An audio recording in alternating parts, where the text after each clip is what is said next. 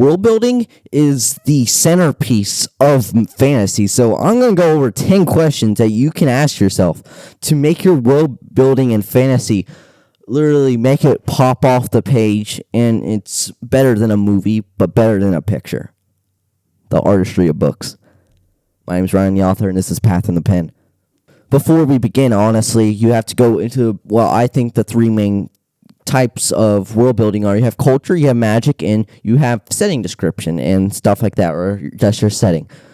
And so we'll be having basically the questions split out between these 10 questions. And so let's begin. Question 1. Is your magic system not allowed? Is it against the law to even use it?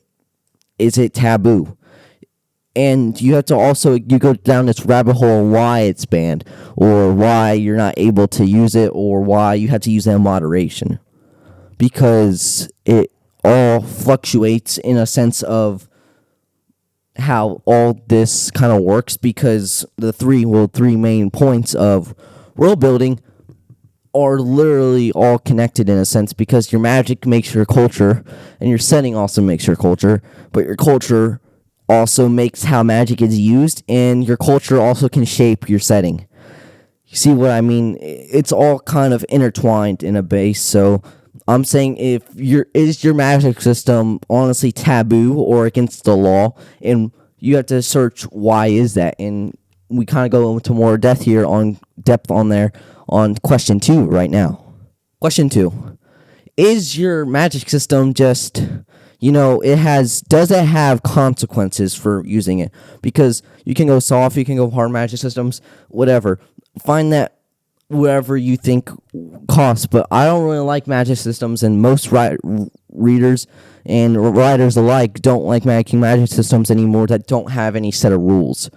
It's at least I said this in multiple videos before, at least add a mastery system. If you don't have a mastery system, that's the least you can add for your magic. If not, then you just popped it off your head. I mean, what I did with my magic system, but it has rules. It has drawbacks that the reader might not be aware of until a chapter or two before it happens.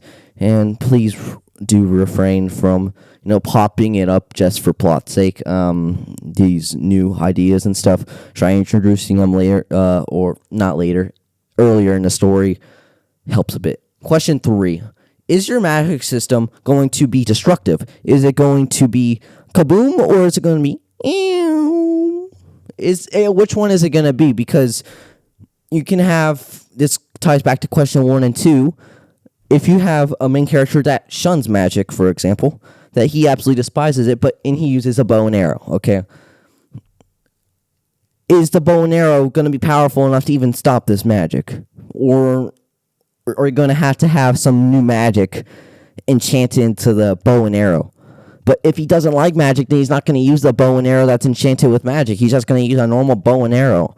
So is he going to be able to even get past these things without using basically plot armor? Is he going to, without main character shenanigans, is he going to be able to give off this sense of, I'm still able to defeat them, not because I'm the main character, but because of the fact that it's realistic? It's kind of like how, I forgot his name, the Hobbit spoilers, how Smaug died, right? So, it was just one shot to that little weak spot in the chest, and the guy fell to his death, right? That's what I'm talking about, is that dragon's so powerful, but does it have a weakness? Does your magic have a weakness, in a sense? It's basically what I'm asking.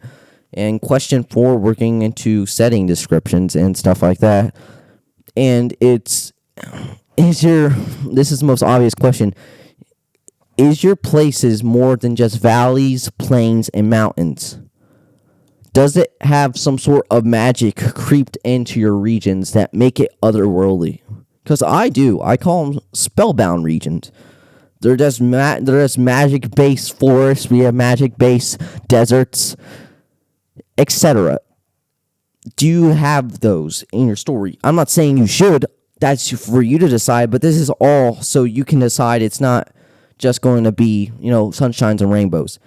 But now we're going to question 5, which question 5 is going to be, in your world building setting, is your setting descriptions going to is your setting descriptions actually not as much abstract? This is getting a bit into prose, but you don't need your sentence descriptions and all that in setting. It doesn't need to be overly purple prose. I'm not saying your sentence structure. I'm saying on how you made it. Is it overly too bright? And does it reflect what their culture is, right? So that's basically what question 5 is. Does it reflect what their culture is? Does it? Does it reflect what the society and the world should be? And basically that's what I'm talking about, is you're going to make something so bright, and you can have a contrast that something so bright and beautiful has all these dark demons behind it, right? That's a very common stereotype, but it's a very good one. Of course, now we're going to be going over to question 6. So question 6 is basically, whenever you take one look at your world, are we going to start in the final region that you love the most and you put the most effort into? The place that you put the most effort into, if you start there, that's at least have it in the climax or towards the end of the story. Kind of how most stories go is that this grand place is on the other side of hayfields, plains, or Wizard of Oz, or forest, plains, etc. Kind of like shaping your story out to be like that. You can start in this place, but then maybe have the place burned down. I don't know. That's just a suggestion. You can make this place so beautiful, but at the end of the day, is that the place where your character wants to live, right?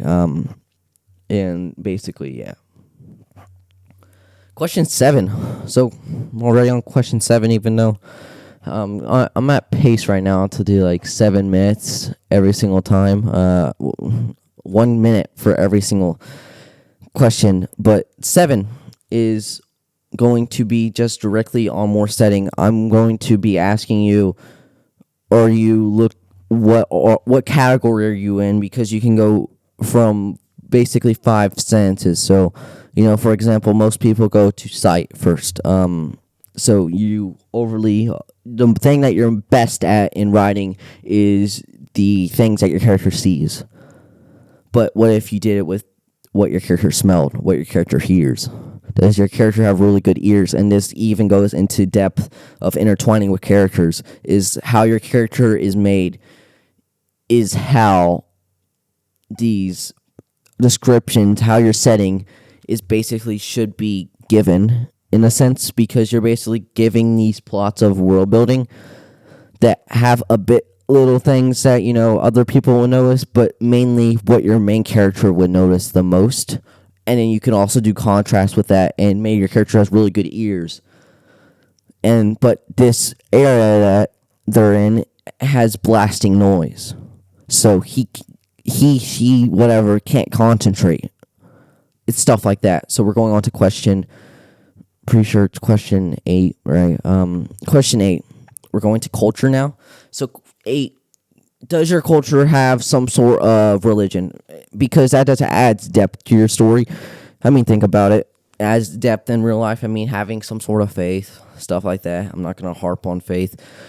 But does it have that sort of, not really, it's kind of like a resistance. It's also intertwines with the characters, because they might want to live into this final destination, but with the cultures and how the society shaped, they're not going to fit into the society. They're just there for the views, they're just there for the people, etc. Or maybe their religion isn't there. All right, so question 9. I'm trying to hurry this up. Question 9. Is your culture going to shun certain people? So maybe your character, so a common one is rich hating the commoners hating the rich. All right. So stuff like that. Question 10, and this is a really good one. Is there one thing in that character's culture, whether it be in one side of the world or one side it isn't, that also intertwines with your characters, that your character would be shunned to do it? So, for example, this ties all the way back to question 1 and 2. And 3, with the magic, does your society have something that whatever they do, they're shunned for? So if you have, magic's taboo and your main character uses magic, people see that, then they're shunned, they're almost cast out. It's basically disgusting. But there can be many other things, so let's think of some other things, right? For example, let's say for some wonky reason that you do not write with ink, you should write with your magic. If your magic is rather water, you can get the paper too wet, or you can draw on the paper, and stuff like that. Water based, fire based, etc. Elemental based, psychological based. You just have to go into depth about that. I mean, it can be something weird. It can be something that can provide irony and also comedy. So that is basically it. Those are 10 questions you can ask yourself to make your world building pop off the page. I know that I've been quite quiet in the mic recently, so I'm sorry about that. I'm going to be trying to pop more jokes into this to make it more entertaining and not just me dragging my feet along. I'm trying to give quality advice, and I'm sorry if this didn't help. But advice in writing is very subjective, so forgive me. So yeah, I hope you enjoyed the video. Please like, subscribe, comment. I always respond to comments, and I try giving a question. I want to initiate conversation. I'm trying to build a community here, and you are all a big part of that, whether you clicked on the video or, for the people that never did click on the video, still making either making my community bigger or making it smaller and more compressed. And, either one's fine. Y'all take care. Keep writing. World building is annoying.